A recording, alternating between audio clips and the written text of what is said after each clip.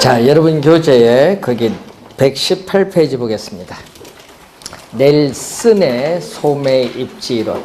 자, 이 넬슨은 점포에 경영하는 주체가 어느 장소에 점포를 입지시켜야 그 점포로부터 최대의 매상고를 올릴 수 있느냐.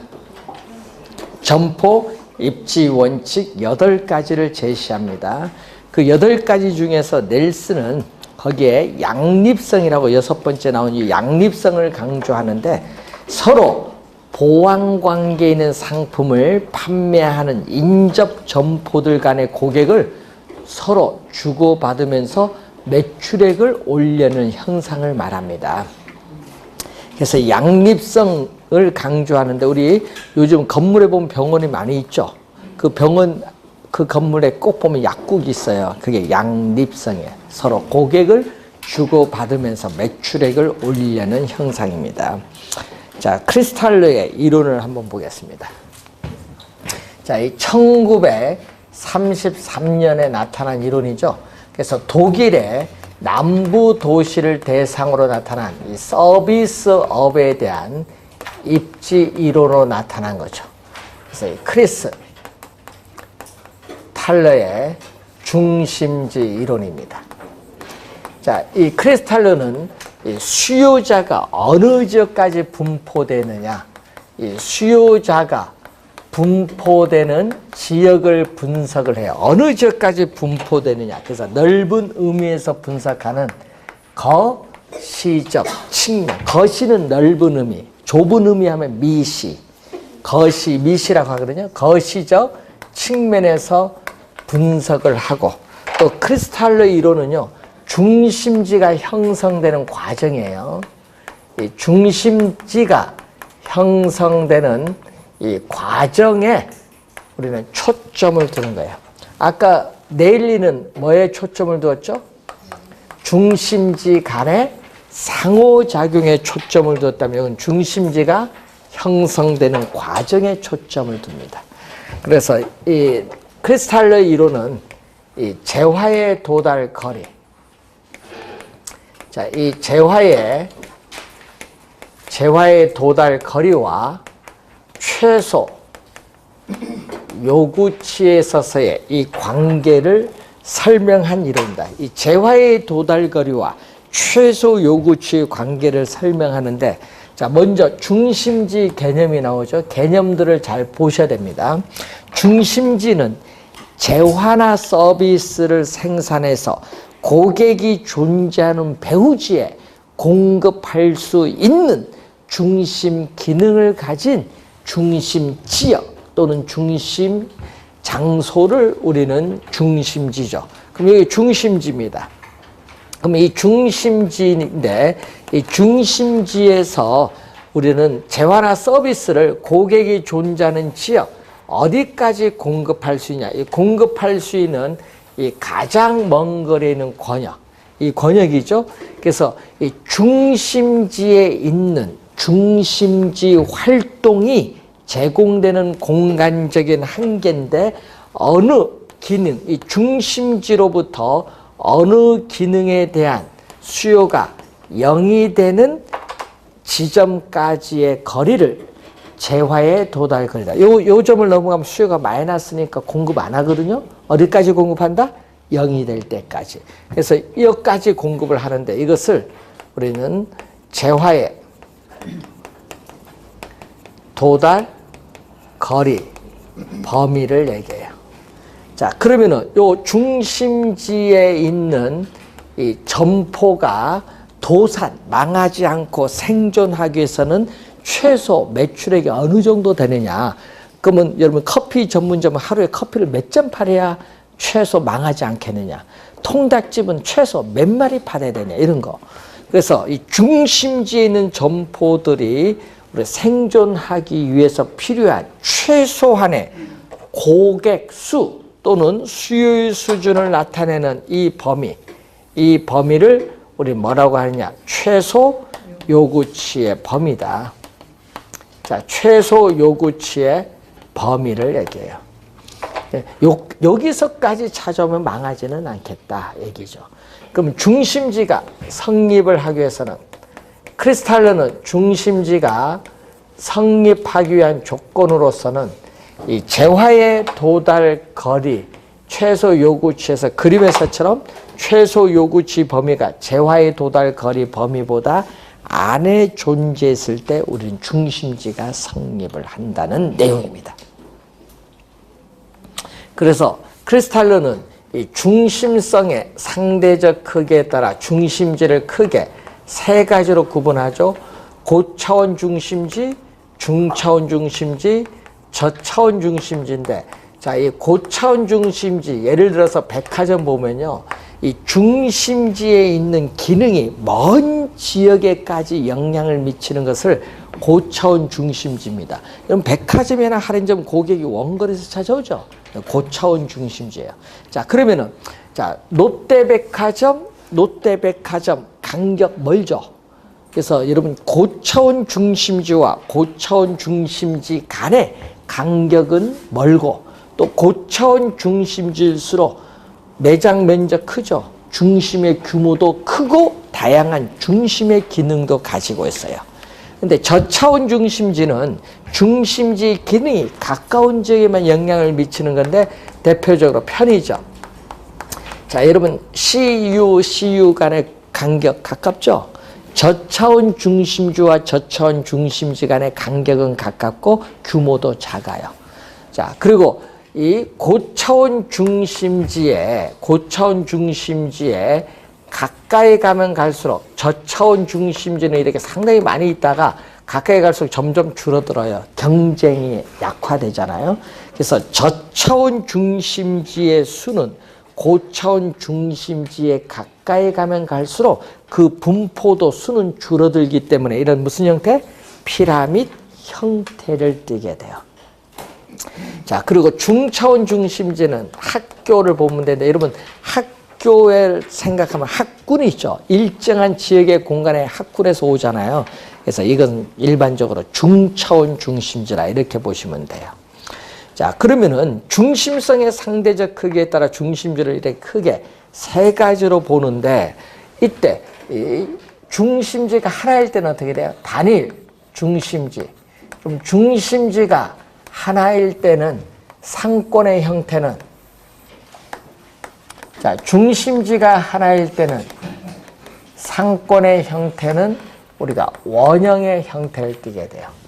예, 여러분 이런 의미거든요. 중심지가 하나다. 이렇게 중심지가 하나면 상권이 이렇게 무슨 형태? 원형. 그러면 이 상권의 범위까지인 중심지에서 생산된 재화나 서비스가 이렇게 공급이 되죠. 공급이 돼요. 그래서 원형인데 중심지가 여러 개 있다. 다수의 중심지가 분포되었다. 자, 여러분 크리스탈로 이루는 다수의 중심지가 분포되어 있다고 전제를 해요. 그럼 다수의 중심지가 분포됐을 때는 우리는 크리스탈로는 어떻게 돼요? 정육각형 형태가 이상적인 상권의 형태라고 주장을 해요. 그래서 여러분 꿈속에서도 정육각형 떠오르면 돼요. 정육각형. 자, 그러면은 한번 볼까요? 자, 중심지 요거 하나만 있죠. 여기도 또 중심지 있죠. 또 여기도 중심지, 이게 중심지 세 개니까 다수죠. 그러면 이때 중심지에서 이렇게 상권의 범위까지는 물건을 공급하는데 공급 안 되는 지역이 있어요. 어느 지역은 공급 안 돼요? 요 빨간 부분 있죠. 요 빨간 부분. 이 부분은 중심지에서 생산된 재화나 서비스가 여기는 공급된다, 안 된다? 안 돼요. 그래서 재화와 서비스가 뭐가 되는지요? 도달되는 지역이 발생해요. 이렇게 재화나 서비스가 빨간 부분은 도달 안 돼요. 도달되는 지역이 발생하는 이 그림을 우리는 이렇게 밖에서 이렇게 외접을 하죠. 자, 중학교 2학년을 배우면 뭐 외접, 내접할 때 외접형이야. 예? 자, 여기서 이제 점점 이렇게 나와요. 이렇게 중첩이 돼. 중첩. 이것을 우리는 배후지, 중첩형. 배우지가 중첩되면 경쟁이 뭐야? 중복돼요. 그래서 경쟁이 중복되다 보니까 불필요한 경쟁이 발생을 하고 있어요. 불필요한 경쟁이 발생을 하죠. 이러한 배우지 중첩돼서 불필요한 경쟁이 발생하다 보니까 이제 점점 뭘로 바뀌어요? 이렇게 정육각형 형태로 바뀌어요. 그럼 중심지에서 생산된 재화나 서비스가 이렇게 공급이 되는데, 자, 이렇게 공급을 하는데 뭐는 빨간 부분이 없어요. 중심지에서 생산된 재화나 서비스가 모든 지역에 다 공급이 돼요. 빠짐없이 모든 지역에 다 공급이 되고 재화나 서비스가 미도달되는 지역이 없어요. 이런 형태를 우리는 배후지 완결형이라고 하는데, 이때는 경쟁이 뭐가 돼? 최소가 돼요. 경쟁이 최소화가 되는 이 정육각형, 이 정육각형이 뭐죠? 다수의 중심지가 분포됐을 때 이상적인 상권의 형태다. 이렇게 중심지가 뭐가 돼요? 형성되는 과정. 이렇게 중심지가 이렇게 형성되는 과정을 설명하는데 뭐가? 정육각형이 이상적인 형태다. 이런 얘기입니다. 그래서 여러분이 하여튼 정육각형이라는 걸 꼭 염두에 두시면 되죠. 그래서 120페이지 그림 위에 보니까 뭐가 나와요? 뭐 정육각형 이렇게 나와요. 중심지가 이렇게 여러 개 있을 때 다 정육각형으로 간다는 거죠. 자, 121페이지에 애플복 교수가 나오죠.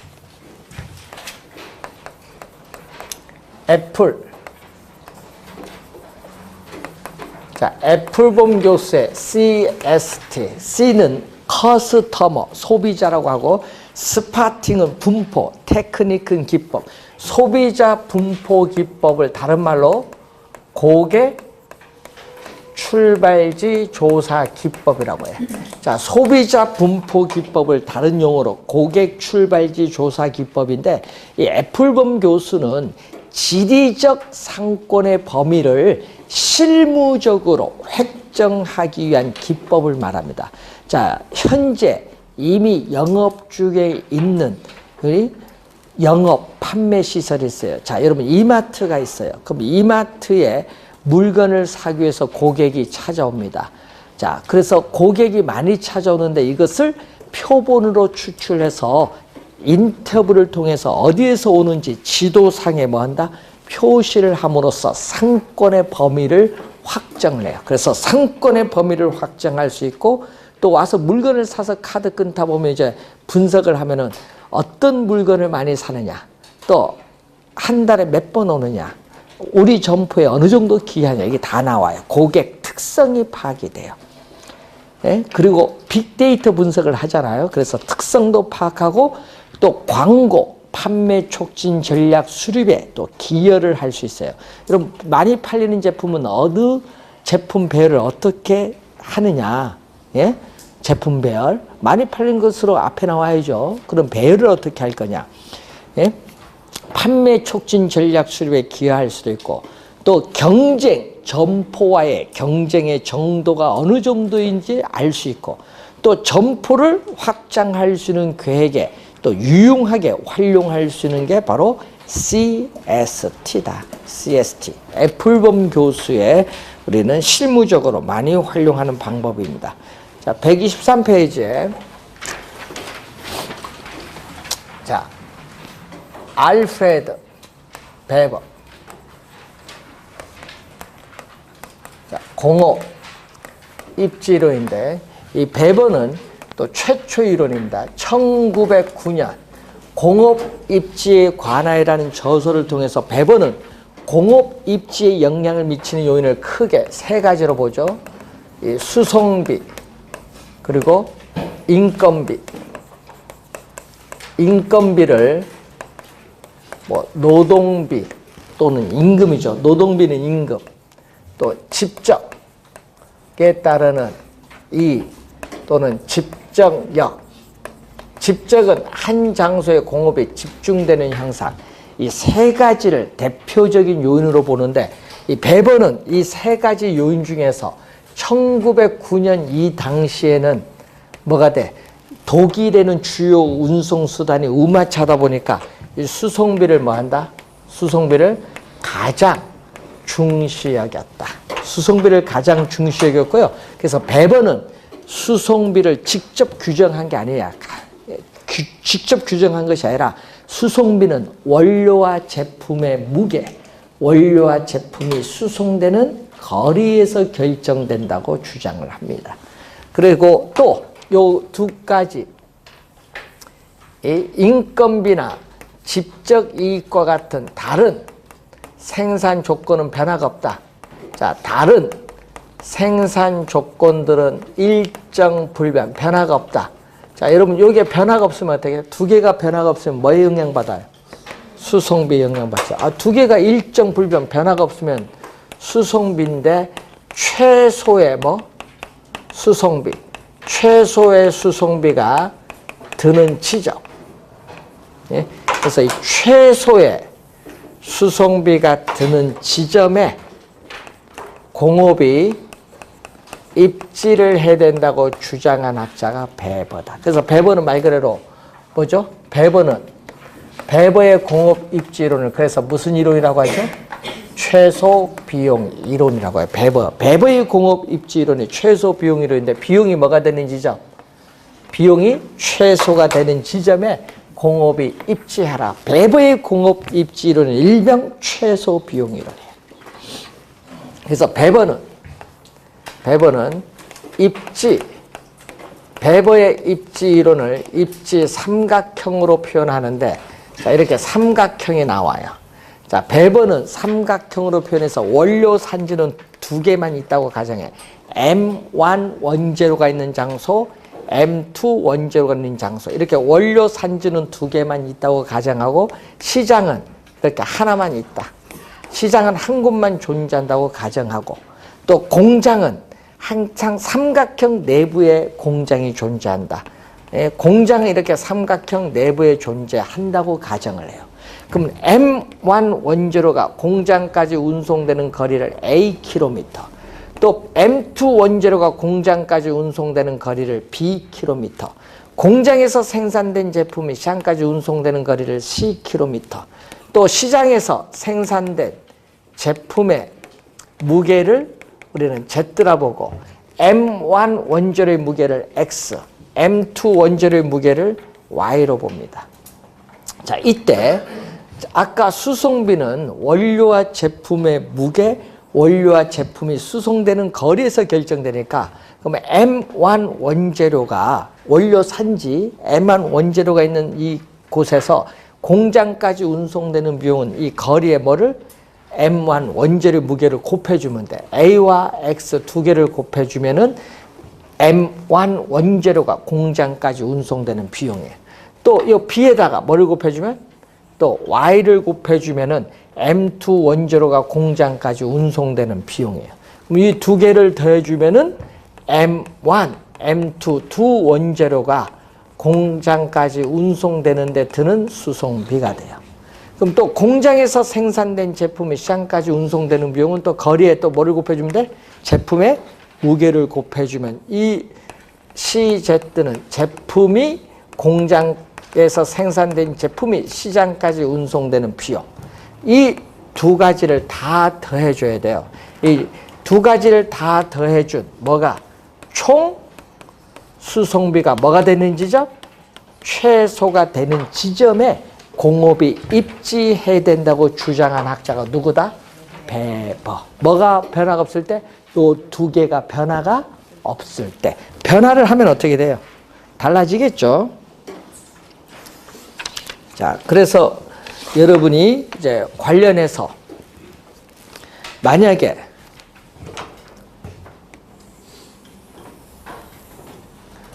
요게 등 비용선이라고 하거든요. 자, 여러분 124페이지에 거기에 문제 10번에 5번 지문 보세요. 등 비용선은 최소 수송비 지점, 요죠? P가 최소 수송비 지점이거든요.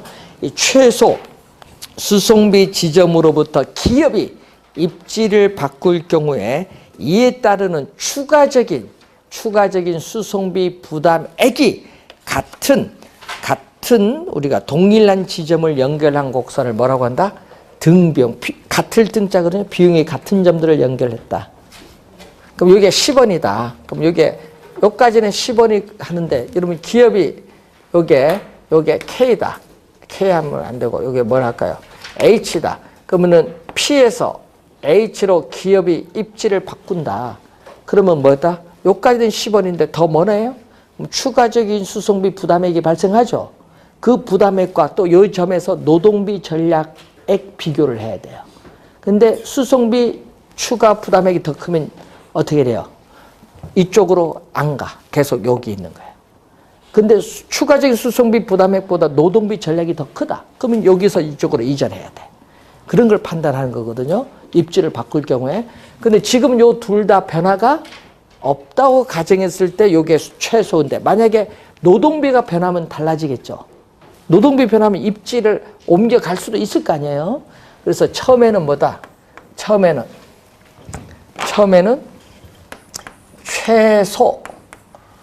최소 뭐에서? 수송비 지점에서 따질 거 아니에요. 최소 수송비 지점에서 따져요. 그런데 이제 만약에 기업이 입지를 바꿀 수 있다. 뭐 노동비가 변하면 또 노동비가 변화를 하게 되면 또 노동비도 따져야 돼요. 또 최소 노동비 인건비죠. 노동비 또 지점. 자, 또 최소 노동비가 최소가 되는 지점과 수송비가 최소가 되는 지점 또 비교를 해야 돼요. 노동비가 변화를 하면 또 이익이 변하면 또 달라지죠. 이번 또 요 이익도 변한다. 그럼 또 달라져. 여러분 이익은 최소 최대. 여러분 한 장소에 공업이 집중함으로써 얻는 이익은 요건 최소 최대 이익인데, 이익은 뭐다? 최대야. 요건 최소가 아니라 최대. 최대 직접 이 지점을 또 비교해야 돼. 예? 그 어디가 유리한가 비교를 해야지. 그래서 비교를 이렇게 해서 비교를 해서 뭐죠? 항상 우리는 뭐가 돼? 최소의 뭐가 되는 지점? 생산비가 뭐가 되는 지점에? 최소가 되는 지점에 공업이 입지된다. 이 최소 생산비 지점이 우리는 어떻게 돼요? 우리는 최적 상품을 생산하는 최적 입지점이다. 이 상품을 생산하는 최적 입지점이 생산비가 최소가 되는 지점이다. 이게 베버 이론. 알프레드 베버는 원료를 크게 우리가 둘로 구분합니다. 자, 어느 지역에서든지 누구든지 쉽게 구할 수 있는 원료를 뭐라고 보죠? 보편 원료. 물과 같은 이러한 보편 원료는 누구든지 쉽게 구할 수 있어요. 어느 지역에서든지 수송비의 영향을 받지 않습니다. 그런데 이 편제 국지 원료, 특정 지역에서만 구할 수 있는 원료는 수송비의 영향을 받게 돼요. 특정 지역에서만 구할 수 있기 때문에. 자, 그래서 이 베버는 원료 지수를 이렇게 정의를 내리죠. 베버는, 자, 여러분 교재에 나와 있는 게 어디냐? 125페이지인가? 여기 보면은 편제 또는 국지 원료의 중량을 뭘로 나눠주죠? 편제 국지 원료 중량을 제품의 중량으로 나눠주면은 원료 지수가 된다는 거죠. 자, 그러면 이 원료 지수 M이 1보다 큰가, 1보다 작은가, 1인가, 요걸 보는 건데, 자, 이때 M이 1보다 크면 어떻게 돼요? 편제 원료의 중량이 제품의 중량보다 큽니다. 자, 이 경우는 어떻게 돼요? 예? 편제 원료가 있는 장소에 공업이 입지해야 돼요. 시장에 입지하면요, 원재료를 시장까지 운송하는 비용이 많이 들어서 안 돼. 이때는 원료가 있는 장소에 공업이 입지해야 되는 원료 지향형 입지 산업이다. 원료 지향형 입지 산업이죠. 이때는 가공하는 과정에서 제품의 중량이 점점 줄어들죠. 여러분 석회석이 가공하는 과정이 줄어서 시멘트 포로 만들잖아요. 중량 감소 산업의 대표적인 게 시멘트 산업 또는 제련 산업이 여기에 해당해요. 그리고 원재료의 부패가 심한 산업인 통조림 공업이라든지 또 원재료 수송비가 제품 수송비보다 훨씬 큰 산업, 또 편제 원료를 많이 이용하는 산업은 원료 산지에 입지하는 것이 유리하다. M이 1보다 작으면 소비진 시장에 입지하는 것이 유리해요. 그래서 이때는 편제 원료 중량보다 제품의 중량이 크니까 원료 산지 입지하면요, 시장까지 운송하는 제품 운송비가 많이 들어서 안 돼요. 어디 입지해야 된다? 시장에 입지하는 것이 유리해요. 그래서 우리는 중간재라든지 완제품을 생산하는 공장은 시장에 입지하는 것이 유리하고, 또 가공하는 과정에서 제품의 중량이 또 뭐하는 산업? 증가하는 산업. 대표적으로 맥주, 청량 음료와 같은 이런 산업이 해당하고, 또 완제품의 부패가 심한 산업인 제빵 산업이라든지, 그리고 또 원재료 수송비보다 제품 수송비가 훨씬 큰 산업, 또 보편 원료를 많이 이용하는 산업은 시장에 입지하는 것이 유리하고, 자, M이 1이면 분모 분자가 같아요. 분모 분자가 같으면 수송비의 영향을 받지 않는, 수송비의 영향을 받지 않고 어느 장소에 입지하든 관계없다. 자유 입증 산업, 대표적인 게 항공기 산업이 여기에 해당하죠. 자, 노동, 지향형 입지 산업. 자, 여러분, 노동, 우리가 지향형 입지 산업은 미숙련공을 많이 활용하고 상대적으로 임금이 저렴한 지역에 입지를 해 유리한 산업이죠.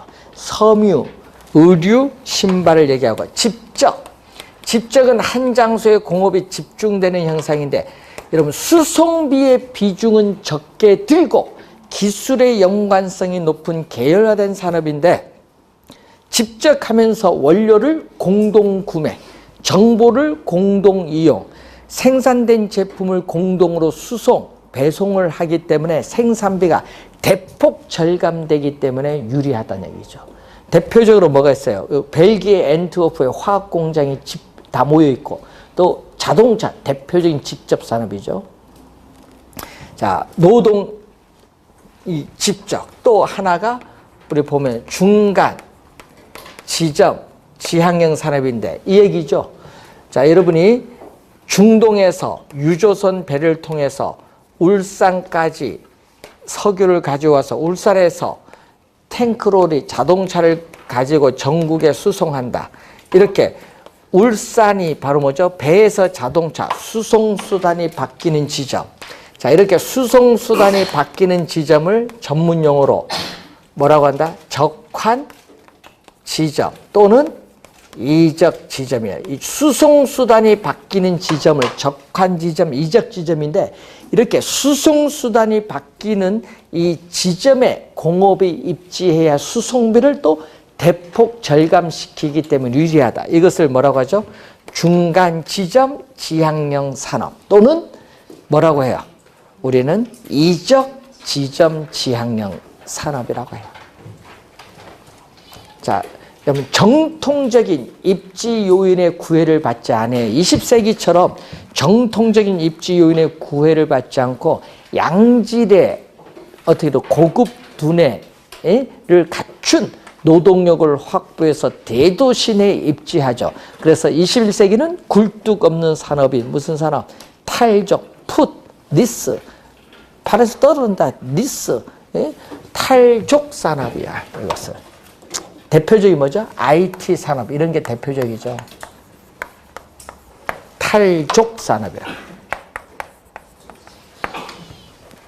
자, 그런 내용을 이제 여러분이 거기에 125페이지 밑에서 5번째 이런 산업을 우리 무슨 산업? 탈족 산업. 자, 126페이지에 11번 문제. 다음과 같은 특징을 지닌 기업이 입지할 도시를 선정하려고 한다. 어떤 입지 유형의 도시가 타당한가? 자, 원료의 무게 원료의 무게와 부피에 비해서 제품 무게와 부피가 크다. 그럼 제품의 무게와 부피가 크면은 원료 산재 입지하면 안 돼요. 제품 운송비가 많이 드니까. 어디에 입지해야 된다?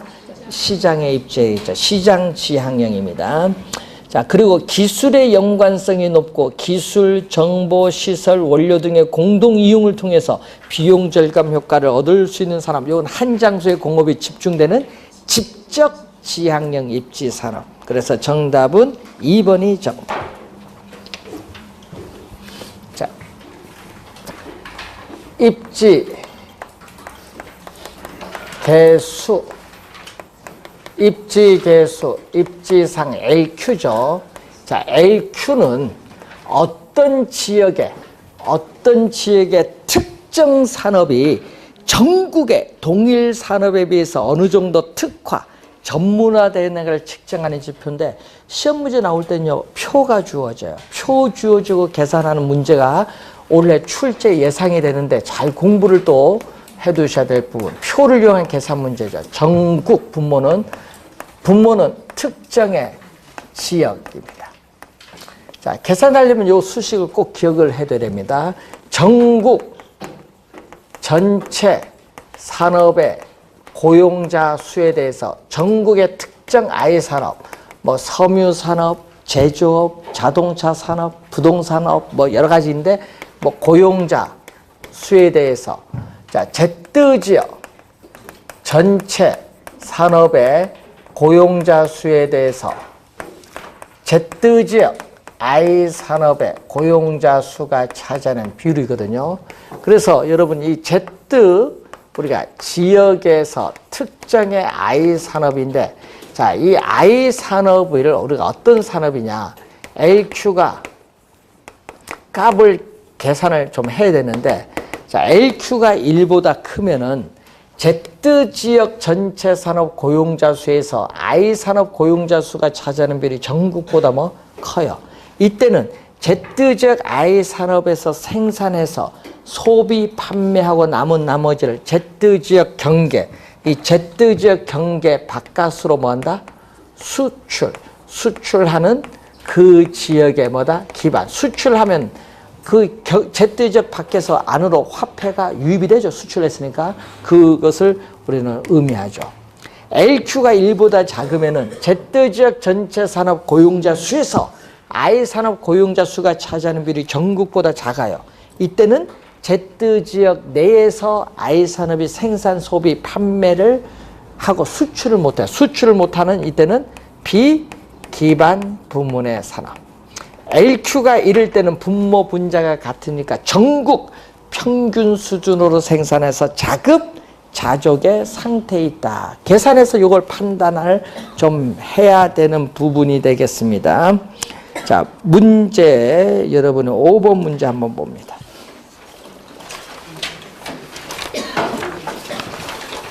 자, 다음은 각 도시별 산업별 고용자 수를 나타낸 표이다. 섬유 산업의 입지 개수가 높은 도시 순으로 나열된 것. 자, 우선 도시가 몇 개 나오냐 하면요, 3개가 나와요. 자, 도시가 지금 이렇게 3개가 나오고 있어요. A 도시, B 도시, 그리고 또 C 도시.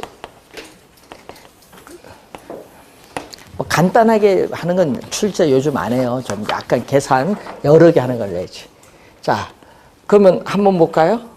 계산을 할 때는요, 전국 전체, 전국 I산업, Z지역 전체, Z지역 I산업. 요걸 표에서 찾으면 돼요. 자, 전국, 표에서 보세요. 전국은 맨 밑에. 표에서 전국은 맨 밑에. 전체는 맨 오른쪽. 그 전국 전체가 만나는 숫자 얼마? 여러분, 그 표에서 전국 전체 딱 선 그어보세요. 만나는 숫자 나오지. 2000. 자, 전국의 섬유산업, 전국 맨 밑에와 섬유 두 번째 칸 있죠? 선 그어보세요. 만나는 숫자 얼마? 1000. 아, 선 그어서 만나는 거 못 찾으세요? 1000. 2분의 1. 2분의 1. 2분의 1. 그럼 분모는 다 구했지 뭐. 2분의 1. 분자만 구하면 되겠죠? 자, 여기 뭐 A 도시죠? 두 번째 줄 봅니다. A 도시 전체. A 도시 맨 끝에 얼마? 400. A 도시 그 두 번째 줄 두 번째 섬유 얼마? 250. 그럼 5, 8, 45, 25죠? 자, 내항의 곱은 1과 8 곱하면 내항의 곱은 분모. 외항 2, 50. 이거는 분자로 가요. 4분의 5거든요. 4분의 5는 1.2. 1.25는 1보다 크기 때문에 무슨 산업? 기반 산업. 그래서 A 도시의 섬유 산업은 무슨 산업이다? 기반 산업이다. 그럼 B는 얼마? 세 번째 줄 맨 끝에 500. 섬유는 얼마? 250. 이거 약분하니까 2분의 1이죠. 2분의 1, 1분의 1 없어지니까 1. 자, C는 네 번째 줄 맨 끝에 1100. 얼마죠? 섬유 500. 자, 공 두 개는 뭐 없어지는 거니까 내항이 곱하면 11. 25, 11. 0.9 얼마 나오죠? 0.91 정도 나오겠네요. 1보다 작아요. 그러면은 입지 계수가 높은 건 A가 가장 높고 그 다음에 B, 그 다음에 C가 가장 적죠. 이 순서. 1번 정답입니다. 자, 전자산업 갑니다. 요건 무슨 산업? 섬유. 전자로 갑니다. 자, 전자. 분모는 2분의 1이니까 신경 쓸 거 없고 똑같아요. 자, 전자. 자, 전자 갑니다. 전자. 얼마? A 도시 400에서 얼마? 150이죠. 5, 8, 40, 5, 3, 15. 8분의 3이에요. 내항이고 8. 2, 3은 6. 4분의 3, 0.75. 1보다 작으니까 비기반 산업이에요. 자, 여기는 2분의 1인데, 자, B도시 세 번째 줄 전체 500에서 전자산업도 얼마? 250. 2분의 1이니까 이건 또 1. 자, C로 갑니다. C에 1100에서 얼마 여기? 600. 없어지죠? 내항은 11이고 26, 10이니까 1보다 크죠. 그럼 여기는 입지 계수가 어디가? C가 가장 크고 그 다음에 B, 가장 작은 건 A, 순서. 근데 시험 문제 낼 때 어떻게 돼요? 이렇게 다 구해놓고 물어버려요. 자, 여러분이 뭐다? 섬유산업과 전자산업 있죠? 기반 산업인 도시 각각 찾아라 출제해버립니다. 그러면 어떻게 돼요? 섬유산업의 기반 산업은 어디? A 도시. 전자산업의 기반 산업은 어디? C. 그렇게 출제를 해버려요. 그럼 계산 다 해야 돼. 근데 문제는 계산할 때 분모는 다 똑같잖아요. 분모는 다 똑같으니까 놔두고 뭐만 보면 돼? 분자만 빨리 계산하면 돼, 표에서. 그래서 이렇게 시험 문제 낼 때는요, 계산을 4개, 5개 하는 지문을 출제를 해요. 올해 출제 또 예상되는 LQ입니다.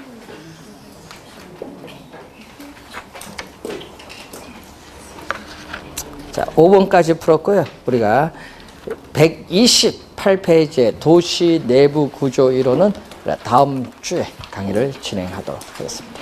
자, 오늘 수고하셨습니다.